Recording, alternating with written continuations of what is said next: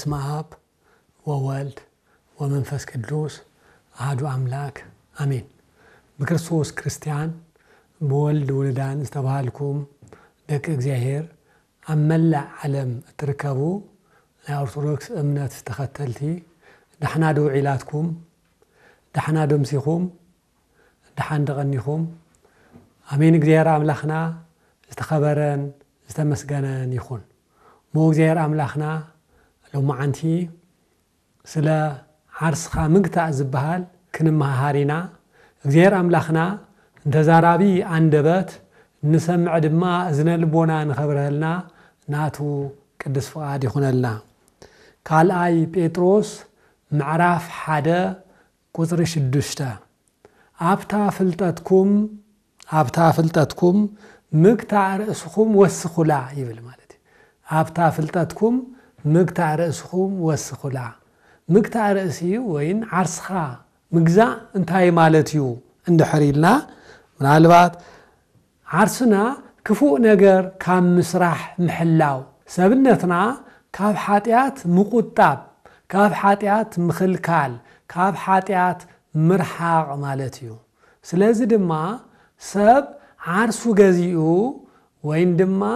ዓርሱ ገቲኡ ክንብል ከለና ሰብነቱ ካብ ሓጢያት ስራሕቲ እንድሕር ከልኪሉ ካብ ናይ ሓጢያት ስራሕቲ እንድሕር ሪሕቁ እዚ ዓርስኻ ምግዛእ ይበሃል ማለት እዩ። ሰብ ዓርሱ ኣይገዝኦን ክንብል እንተለና ድማ ሓጢያት ስራሕ ምስራሕ እንድሕር ጀሚሩ ናይ ሓጢያት ባርያ እንድሕር ኮይኑ እዚ ሰብ ንሕና ደቂ ሰባት ዓርስና ምግዛእ ኣይከኣልናን ክንብል ንኽእል ማለት እዩ። ከም ንፈልጦ ሓጢያት بسلسተ መንገዲ ይስራሕ። ሓጢያት بسلسተ መንገዲ ይስራሕ። እቲ ናይ መጀመርያ በሃልዮ ወይም በሐሳብ ሓጢያት ንሰርሕ። እቲ ካልኣይ ድማ ብምዝራብ ወይም ብነቢብ ሓጢያት ንሰርሕ። እቲ ሳልሳይ ድማ ብገቢር ወይም ድማ ብተግባር ሓጢያት ንሰርሕ ማለት። ስለዚ ሓጢያት በዞም ሰለስቲኦም መንገድታት ይስራሕ። ናይ ሓሳብ ሓጢያት፣ ናይ ምዝራብ ሓጢያት፣ ናይ ተግባር ሓጢያት። ስለዚ ብፍላይ ናይ ሓሳብ ሓጢያት እንብሎ ክልተ ብርክታት ወይም ድማ ደረጃታት እንየዎ። እቲ ናይ መጀመርያ እንታይ ተይልና ነቃ ሃልዮ ማለት እዩ። ብስምዒት ሕዋሳትና ምኽንያት ንመጀመርያ ጊዜ እንሓስቦ ወይም ቅጽበታዊ ሓሳብ እዩ። እቲ ካልኣይ ብርክ ድማ ቁርፂ ሓልዮ ማለት እዩ። ንሱ እንታይ እዩ? እቲ ቅጽበታዊ ሓሳብ ብተደጋጋሚ ኣብ ኣእምሮና ክመላለስ ከሎ እዚ ቁርፂ ሓልዮ ይባሃል። ብተደጋጋሚ ኣብ ኣእምሮና ክመላለስ እንከሎ ማለት እዩ። ስለዚ በሐሳብ ወይም ድማ በሃልዮ እንብሎ ኣብ ማቴዎስ ወንጌል ምዕራፍ 5 ቁጥር 28 ኣነ ግን ንሰበይቲ ክብህጋ ዝጠመታ ኩሉ ብልቡ ፈጺሙ ኣብኣ ዘመወ እብለኩም ኣለኹ ይብል ጎይታና መድኃኒትና ኢየሱስ ክርስቶስ ኣብ ዘምህረሉ እዋን ማለት እዩ። በሐሳብ ናይ ሓሳብ ሓጢያት ከም ዘሎ ኣብዚ ምዕራፍ እዚ ብግልፂ ይነግረና ብግልፂ የምህረና ማለት እዩ። ስለዚ ደቂ ሰባት እዞም ናይ ስምዒት ሕዋሳትና ብዝግባእ እንድሕር ተቆጻጺርናዮም እንድሕር ሓሊናዮም ካብ ሓጢያት ስራሕቲ ካብ ናይ ክፉእ ስራሕቲ ምስራሕ ምቕናስ ንኽእል ኢና። ካብ ሓጢያት ስራሕቲ ምቁጣብ ንኽእል ኢና። ስምዒትና ምቁጽጻር እንድሕር ኽኢልና ማለት እዩ። ስለዚ ምናልባት ስምዒትና ካብ ክፉእ ምሕላው ጥራሕ ኣይኾነን። ካብ ክፉእ ምሕላው ጥራሕ ዘይኾነስ መንፈሳዊ ነገር ክንሪኤሉ ክንሰምዐሉ ክንድህስሰሉ ክነሽትተሉ ይግባእ ማለት እዩ። ስለዚ ንሕና ነዞም ናይ ስምዒት ሕዋሳትና ክፉእ ካብ ምስራሕ ምሕላው ሓደ ነገር ኮይኑ እቲ ካልእ ድማ እዞም ናይ ስምዒት ሕዋሳትና ድማ መንፈሳዊ ዝኾነ ነገር ክሪኢሉ ክሰምዑሉ ክዛረቡሉ ክድህስሱሉን ከሽትትሉን ይግባእ ማለት እዩ። ንኣብነት ዓይንና انتاي كتر اللوا اندحريلنا قدوسان سئلات انت تملكت انت تري قدوسان مصحفت انت تنبب مخنياتو ازي كملكت كلو اتي بمرعاي زمص حاتيات يخلكل كاو مسرح نقطب مالتيو انتاي بلنا عبكالاي زينا موائل معراف عسرا وزرع عسر شوعاته اتمدحان اغزابير مسحاتكم كم زلو رأيو يبل مالتي مدحاننا اغزابير مسحاتكم كم زلو رأيو يبلنا عب مزمور داويت سوسان حموشتن عب كنف سوسان شديشتن قطر حموشتن دما نعو عملاخ زغبرو خا رأيو عندنا نايغزيهر تأمرات نايغزيهر سرحتي نايغزيهر دنك نغرات كملكاتو يغبوم كسمعو يغبوم كدهسسو يغبوم اوريز هولك معراف 10 تخلت قطر شدشتا خمزي يبل اغزيهر كا زرباي سمعو بلو زرباي سمعو اذاننا دما قال اغزيهر كدامص يغبو اذاننا دما صبوات نغرات كسمع يغبو اذاننا دما لنفسنا قلبا خون زخون كسمع يغبو اتندسو دما بيتو ندسس قدوسات مصحفتي بزحات نغرات كنتقملهم كنريالهم كنسمعلهم يغبانا معناتي سلازي بتوسخ نغر عرسخا مالت كابني حساب حاتيات نمرحا كابني حساب حاتيات نمرحا እግዚአብሔር كنحسو يغبانا كل غزي بحسابنا እግዚአብሔር كنحاسبو يغبانا እግዚአብሔር كنذكرو يغبانا ነገረ ስቅለቱ كنستاوس كنزخاخر يغبانا ነገረ ስቅለቱ نعنا خبل تقبلو مكرا طعم منግስተ ሰማያት مررت جهنم اسات كنحسب يغبانا مررت جهنم اسات كنحسب يغبانا ازي عاطو من دحر حاسبنا كاب كفو حاتيات بحساب كندحن نخل كنرحق نخل كندحن نخل مالتي من هالبعد حاده حسابات نوزح غزي زفتاتن حسابات هلو كابانا مفلاي زابي بتدغاغامي زچغرونا حسابات هلو خوين غنا تسفا خي قرصنا نزوم حسابات نمرحق كساب موداتا كنق على سوم يغبانا كساب موداتا منفساوي قالسي كنكايد يغبانا موداتو دما እግዚአብሔር حقيزونا كنشنفوم ينا ስለዚህ ስናይ መጀመሪያ ናይ حساب حاتياتيو ናይ حساب حاتياتيو نفتخال اي خنكدكلنا دما ناي مزراب حاتيات ويم دما ناي نبي حاتيات مالتي كابز حاتيات زي نمدحان مفتحيو زي مزرابيو بزربا خابز مص حاتيات مخلكال زكال بزي مزرابيو سوق بمباليو بارممو يخابز حاتيات زي مدحان زكال كابز حاتيات زي مدحان زكال انتهي بلنا عم ماتيوس وانجيل معراف 10 تخلته قطر 30 شوعتن كاب قال كاب زوص تصدق كاب قال كاب زوص دما تخنن يبل مالتي ስለዚህ ካብ አንደበትና ዝወጽ ቃል ጽቡቅ ቃል ተኾይኑ እንጸድቀሉ ክፉ ቃል ተኾይኑ ድማ እንውቀሰሉ ከምኡ ድማ ናይ መወዳእታ ፍርድናውን እንረኽበሉ እዩ ካብ ዕለታት ሓደ መዓልቲ አባ ሙሴ ጸሊም ብዙሓት ሰባት ይመጹሞ መጽዮም ብጣዕሚ ይጸርፍዎ ብዙሕ አጸያፊ ዘረባታት አጸያፊ ጸርፍታት ጭፍጭፍ የብልዎ ማለት እዩ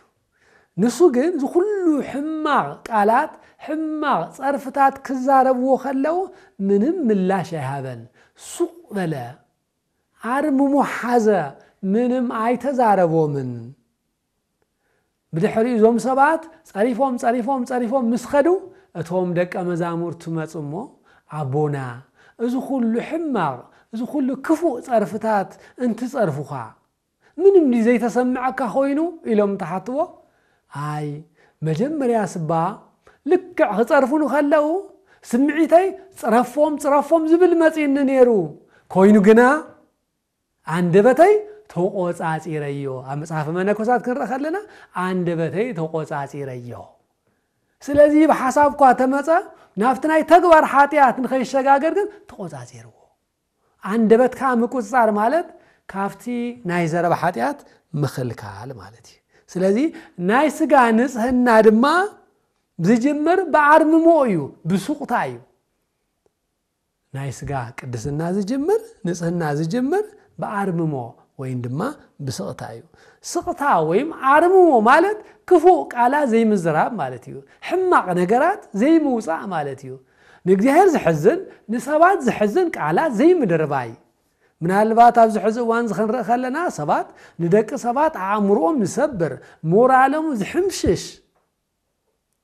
ሞራሎም ዝሕምሽሽ ንሮኦም ዘመሳቀል ቃላት ንዛረብ በተዘዋዋሪ ሲሆን በቀጥተኛ ማለት ግን ካብዞም ቃላት ዚኦም ክንረሓ ከም ዝግበአና መጽሐፍ ቅዱስ ይነገረና ማለት ስለዚህ ሓደ ነገር ቅድም ምዝራብና ግን ሓደ ነገር ቅድም ምባልና ግን በሚዛን ቃል እግዚአብሔር ክንፍትሾን ክንዕቅኖን ይግበአና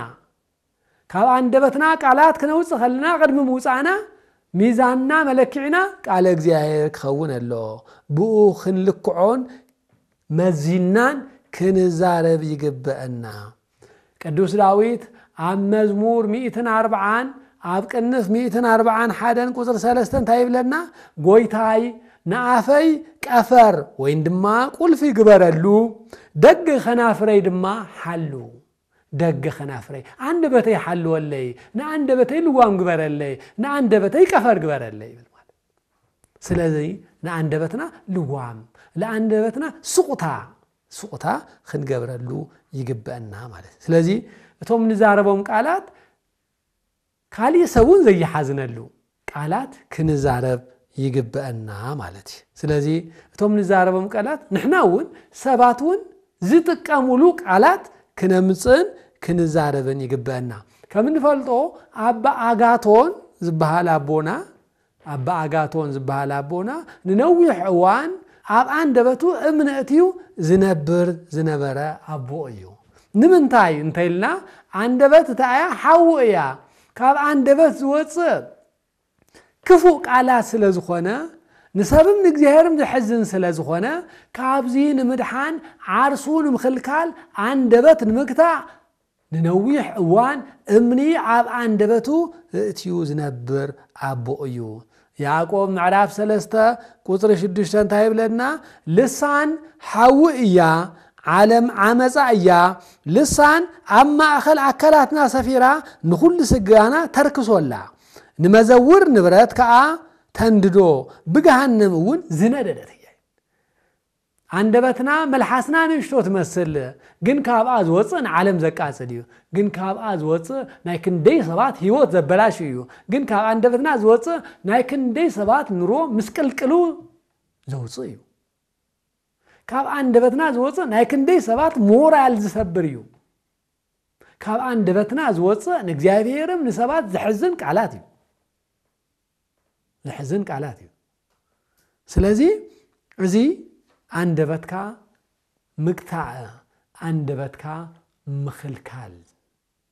ማለት እዩ ናፍሳልታይ ክንመጽእ ከለና ድማ ብተግባር ወይም ድማ ብገቢር እንብሎ بتكبار وين دما بجبير النبلة. دايب لنا كابز مسو حاتيات كابنا جبير حاتيات نمدحان تايم قاريو. تناولنا مرازي مهداميو. كافتنا حاتيات بوتا مرحاقيو.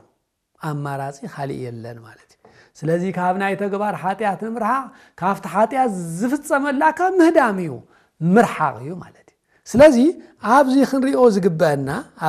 زقبانا نعنا تعبنتنا يوسف عب أوري زفترات معرف 39 كاقطر حاجة جميرنا كساب موداتا انترينا يو انتهي بلنا يوسف كم من نفلتو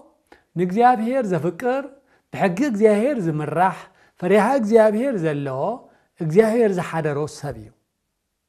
سلازي كابلتات حدا معالتي سبيتي بيتفارا ان يوسف فتوتو أفكارتهم بدحري دما انسان እንታይ በለቶ ምሳየይ ደቅስ ምሳየይ ዝሙት ፈጽም በለቶ ዮሴፍ ዝሕተተ ዘሎ ናይ ተግባር ኃጢአት እዩ ናይ ተግባር ኃጢአት እዩ ዝሕተተ ዘሎ ስለዚህ ምሳየይ ዝሙት ፈጽም ምሳየይ ኃጢአት ግበር ክትብሎ خላ ንሱ ዝመለሰላ ናይ መጀመሪያ እንታይ ነይሩ እንታይልና እንታይ ብል ኣብ ቁጥሪ 12 بخدانو حيزا مساي دقس بلتو نسو غنا كدانو ابيدا حادي يقول هادي مو خده يبلنا بخدانم حازتو مساي دقس يلا نسو غن كدانو دربيلا كدانو غديفلا هادي مو كده يبلنا مالتي نمن ده هادي مو خيدو نحريلنا افتشعوان يوسف بزي سبيت بيتفاران بزي يوسفن افتغزا مانم يلن مانم زريوم يلن بزي كخلتيو يوسف جن انتاي بلا انا ابقدم اغزيابير حاتيات ايسرحنا سبقوا تزيراي اغزيابير يريو يوسف جن فرها اغزيابير سلازلو حاتيات مسرح مالت نغزيابير محزان نغزيابير مبدال مخان سلازفلط انا نغزيابير زموت بمفصام ايبدلن ايحزنن بلا حاتيات مسرح مالت نغزيابير محزان مالتي حاتيات مسرح مالت نغزيابير مبدال مالتي سلازي تايبلا انا ابقدم اغزيابير حاتيات ايسرحن انا حاتيات ايسرحن بمبال هاديمو كدا مالتي زغاطمو جن اتحاتاتي تنسان هالوت نسو جن حاتيات ايسرحن يلو خادم خلو مچرشو دماسا تقلبيتا اي نسون عيي كدفرني مسا بدحري خدانم سحاسكو دربي اللي هذا ميلا سيت حلافي سلازخونت نتوم سبات نغرتهم بدحري دما نابيت ما اسرت عتوي بلنا كوينو غنا حاتيات ايسرحن يلو نحاتيات رغيصو سلازهادمه مس يوسف من نبره እግዚአብሔር ነበረ ካብ حاتيات ሰውነቱ ስለዝخلከለ ካብ حاتيات عرسو ስለዝحلوه እግዚአብሔር مسؤ ነበረ ይብለና ኦሪት ዘፍጥረት ምዕራፍ 39 ቁጥር 21 ከምዚ ይብል እግዚአብሔር ግና ምስ ዮሴፍ ነበረ ምሕረት ድማ ገበረሉ ኣብ ቅድሚ ሓለውት ቤት ማእሰርት ድማ ሞገስ ሃቦ ይብለና ግርማ ሃቦ ይብለና ማለት ስለዚህ ሰባት ኃጢአት ካብ ምስራሕ እንድሕር ተቆጢቦም ካብ ኃጢአት እንድሕር ርሒቆም በዚህ ድማ እግዚአብሔር ይخبرهم እግዚአብሔር ሞገስ ይበና እግዚአብሔር ክብር ይበና አብርስ ክብሪ ይበና ማለት ስለዚህ ድማ ዮሴፍ ነዚ ናይ ተግባር ኃጢአት አሸነፈ ሃዲሙ በመኻድ አሸንፈዎ ስለዚህ ጥቅልል አቢልና ክንሪያ ከለና ዓርስኻ ምግዛ ወይን ዓርስኻ ምግታ ማለት ካብ እግዚአብሔር ዝፈልዩና ነገራት ካብ እግዚአብሔር ዘርሕቁና ነገራት ምኽልካል ማለት ምኽልካል ሙቁጣ ማለት እዩ ኃጢአት ናብ ሰብነትና ኸያአቱ ኃጢአት ናብ ሰብነትና ኸያአቱ ምግባር ማለት ኃጢአት ናብ ሰብነትና ኸያአቱ ምኽልካል ማለት ኃጢአት ናብ ሰብነትና ኸያአቱ ምኽልካል ስጋው ስምዒትና ዘሸንፈና ዘይኾነስ ነት ስጋው ስምዒትና እነሸንፎ እንገጾ ክንከውን ይገባ ነቲ ስጋው ስምዒትና እነሸንፎን እንገትኦን ክንከውን ይገባና ማለት እንታይ ብለና ዮሐንስ ወንጌል ምዕራፍ 8 ቁጥር 34 ኃጢአት ዝገብር ንሱ ባሪያ ኃጢአት እዩ ኃጢአት ሰርሕ ንኃጢአት ባሪያ እዩ ንሱ ንኃጢአት ባሪያ እዩ ንሱ ዓርሱ ምግታ አይኻለን ዓርሱ ምግዛ አይኻለን ዓርሱ ምሽናፍ አይኻለን ማለት ዓርሱ ምሽናፍ አይኻለን ዓርስና እንተገዚና ግን ካብ ኃጢአት ንነጽህ ማለት ዓርስና ምግታ ማለት ካብ ኃጢአት ምርሓቅ ጥራሕ አይኾነን ዓርስና ምግታ ማለት ካብ ኃጢአት ምርሓቅ ጥራሕ ዘይኾነስ ጽቡቕ ስራሕቲ ንስራሕ ዓርስና ገቲና ክንባል ከለና ካብቶም ንኃጢአት ስራሕቲ ምርሓቅ ምህዳም ከም ዘሎ ኮይኑ بتوسخ دما صبوا اسرحت مسرح صبوا اسرحتي نسرح خلنا بصبغات سرحتي سونتنا خنصمدو خلنا እቶም ናይ ሓጢያት ስራሕቲ ናባና ክቀርቦ ይኽእሉን እቶም ናይ ሓጢያት ስራሕቲ ናባና ክጽጉዑ ይኽእሉን ነቶም ናይ ሓጢያት ስራሕቲ ንምስራሕ ግዜ ይህልወናን ብጽቡቓት ስራሕቲ ግዜና እንድሕር መዲብና ሰብነትና በዞም ጽቡቓት ስራሕቲ እንድሕር ጸሚድና ነቶም ናይ ሓጢያት ስራሕቲ ግዜ ይብልናን ቶም ናይ ሓጢያት ስራሕቲ ናባና ክቀርቡ ኣይኽእሉን ስለዚህ ድማ ንሕና ደቂ ሰባት ማለት እዩ ሓጢያት ዘይምስራሕ ሓደ ነገር ኮይኑ እቶም ጽቡቓት ስራሕቲ እናፈለጥናዮም ንዓቶም ዘይምፍጻም ድማ ሓጢያት ይንበዓሉ ጽቡቕ ስራሕቲ ፈሊጡ ዘይፍጽሙ ሓጢያት ይዝንበዓሉ ናይ ያዕቆብ መልእኽቲ ምዕራፍ 4 ቁጥር 17 እትሰናይ ምግባር ዝፈልጥ እሞ ዘይገብሮ ንዕኡ ሓጢያት ይኾነ ይብል ማለት እናፈለጥናዮ ጽቡቕ ስራሕቲ ብምዝራብ ጥራሕ ዘይኾነ እንድሕር ዘይንፍጽሞም ከለና እዚ እውን ሓጢያት እዩ ስለዚ ዓርስኻ ንምግታእ ድማ ጾም ዓብይ ግደሎ ዓርስኻ ንምግታእ ድማ ጾም ዓብይ ግደሎ ሰብነትና ብጾም እንድሕር አሸኒፍናዮ እቶም ናይ ሓጢያት ስራሕቲ بحساب سيخونو بزربا سيخونو بتكبر كابانا يرحقو مالتي كابانا يرحقو مالتي سلازي سب عرسون دحرقاتيو عرسون دحرقازيو نعلم مش الناف نعلم مجزاء يخيليو نزي دما أبكالاي بيتروس معراف حدا قطري شدشتا أفتافلتاتكم مقطع رأس دما وسخلا زبلنا مالتي ሃይማኖት ሒዝና ሰናይ ምግባር አፍ ሰናይ ምግባር ድማ ፍልጠት አፍ ፍልጠት ድማ ዓርስ ምግታእ ወስኹላ ዝበለና እዚኦም ንምከታትዩ ሙንሕና ድማ ዓርስና ገቲና ዓርስና ካብ ሓጢያት ስራሕቲ ኸልኪልና እግዚአብሔር ዝፈትዎ ስራሕቲ ንኽንሰርሕ ናይ እግዚአብሔር ቅዱስ ፍቃድ ይኹነልና አላዒሉ ዘጀመረና አጀሚሩ ዘፈጸመና ልዑል እግዚአብሔር ክብርን ምስጋናን ይብጽሐዮ ወስብሃት ለእግዚአብሔር